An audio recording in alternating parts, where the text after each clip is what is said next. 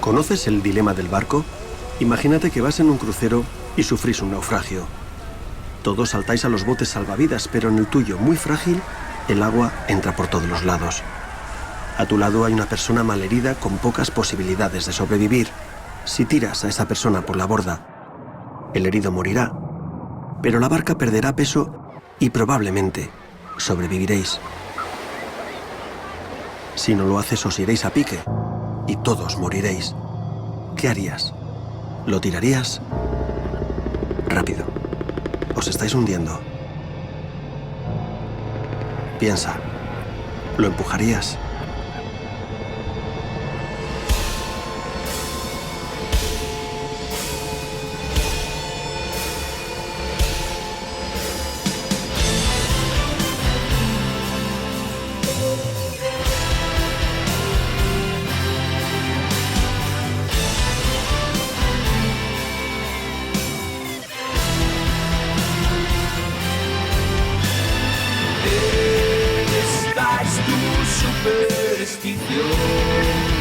Tabú, estás fuera de control, tabú. ¿Y quién eres tú para juzgar si está bien o mal? ¿Y quién eres tú para señalarme quién? ¿Qué es lo que miras tú? ¿Qué tengo que esconder? ¿Qué es lo que miras tú? ¿Qué tengo que esconder? Tabú.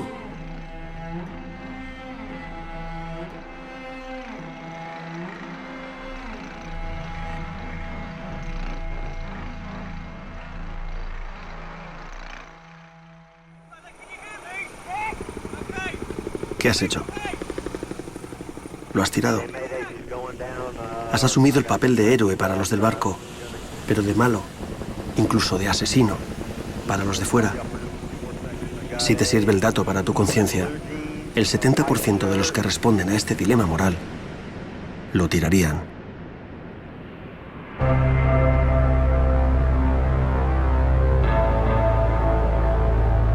¿Empujarías al hombre del puente? ¿Te quedarías con los 900 euros? ¿Tirarías al herido por la borda? ¿Escogerías a uno de tus hijos? El sociólogo Phil Zimbardo llama fuerzas situacionales a ese conjunto de circunstancias, casualidades, situaciones que nunca hemos vivido, para las que no estamos preparados, donde nuestros esquemas habituales de pensamiento no funcionan, donde nuestra moral se aleja de nuestro ser y en las que actuamos siguiendo un instinto y no una partitura, como en el dilema del barco.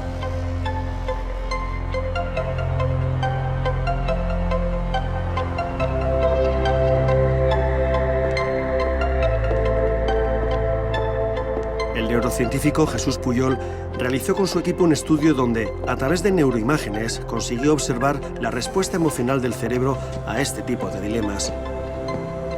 Sometió al experimento a 40 personas. La mitad de ellas eran psicópatas traídos de cárceles de toda España y condenados por asesinato. ¿Empujarías la silla? ¿Utilizarías la dinamita? ¿Empujarías a tu jefe?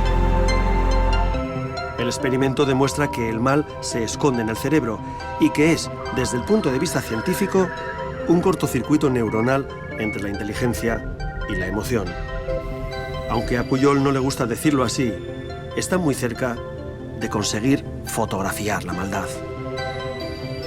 Exagero si te pregunto, ¿se puede fotografiar la maldad en el cerebro de una persona? Directamente uno tiende a decir no. Así como una foto instantánea, esto es la maldad. Dicho así, de pronto parecería como algo absurdo, pero ya no es absurdo, sino realmente con la neuroimagen podemos ver de qué manera la persona procesa las emociones cómo, qué partes del cerebro están implicadas, y con lo que vemos del cerebro podemos deducir cuál es la experiencia emocional del individuo. Meter a 22 psicópatas en el hospital del mar. Es decir, ¿ellos cómo se lo tomaban ellos? Como si fueran cobayas, colaboraban, eran peligrosos. No, yo quedé y quedamos sorprendidos de la gran colaboración. Tenían realmente una motivación para que se entendiera cómo funciona el cerebro de personas como ellos. 22 psicópatas que están en la cárcel, casi todos por delitos graves, incluso, y muchos de ellos de asesinato, ¿no? Sí, todos de ellos. Todos. Sí, todos con delitos muy graves, básicamente asesinato. De tus investigaciones mapeando el cerebro de personas psicópatas, ¿puedes decir que el ambiente donde se ha criado alguien tiene algo que ver, o que la herencia genética que tenga tiene mucho más que ver? Todo apunta que el factor más importante, el genético lo es, pero el más importante sería el desarrollo, sobre todo, qué pasa, cómo se desarrolla el cerebro a una edad muy, muy temprana. ¿Qué pasa entre el primer año y el tercer año de vida? La sospecha es que hay algo que pasa en este periodo de la vida que es lo que va a determinar que el cerebro se desconecte, por lo menos en una proporción importante. Pensamos que es debido a algo que no sabemos muy bien, aunque se intuye, que pasa a edades muy, muy tempranas de la vida. Pero todavía no lo tenéis claro eso. Con ciencia cierta no, pero hay sospechas. ¿Hay mucha diferencia entre cómo procesa las emociones el cerebro de un psicópata y el de una persona normal? Mucha. El psicópata distingue entre el bien y el mal. No es tonto, pero es muy distinto a la hora de actuar realmente, ¿no? Yo sé que esto está mal, pero lo hago porque me conviene. Aquí está la diferencia. O sea, el malo lo es porque, aunque sabe distinguir entre el bien y el mal, es tan egoísta que prefiere hacer el mal por un beneficio propio. En resumen, y con términos jurídicos, es exactamente esto. Por un lado, responden intensamente al estímulo que provoca emoción. Por otro lado, tienen un buen pensamiento cognitivo e intelectual, es decir, son tan listos como puede ser la población no psicópata, pero lo que falla es la conexión entre ambos. O sea, piensan bien, pero a la hora de decidir, la parte emocional no entra a formar parte de la fórmula que hay para tomar la decisión. Jesús, entonces es muy simplista decir que la maldad se encuentra alojada en esas conexiones entre la parte emocional de nuestro cerebro y la parte intelectual de nuestro cerebro, que cuando se cortocircuita o hay demasiada influencia una de la otra es cuando se producen los actos malvados. Yo me atrevería a decir que sí, que la maldad es un fruto de un cortocircuito en el cerebro. Muy simplista y muy atrevido, pero apostaría porque sí. En la neuroimagen, la alegría o la pena se parecen al 99%, como el bien y el mal. De eso saben las religiones, que llevan siglos luchando contra el mal, justificando su inevitable existencia y a veces incluso perpetrándolo en nombre de esas mismas religiones. Si la maldad fuera una de las grandes pandemias de la humanidad, Caín, el hermano de Abel, sería el paciente cero de la maldad. Y el diablo, el anticristo, Satanás o cualquiera de sus nombres, sería el agente infeccioso. Desde la paradoja de Epicuro a la teodicea de Leibniz, filósofos y teólogos han intentado resolver qué es la maldad o justificar ese final del Padre Nuestro que todo el mundo recuerda. Mas líbranos del mal. Amén.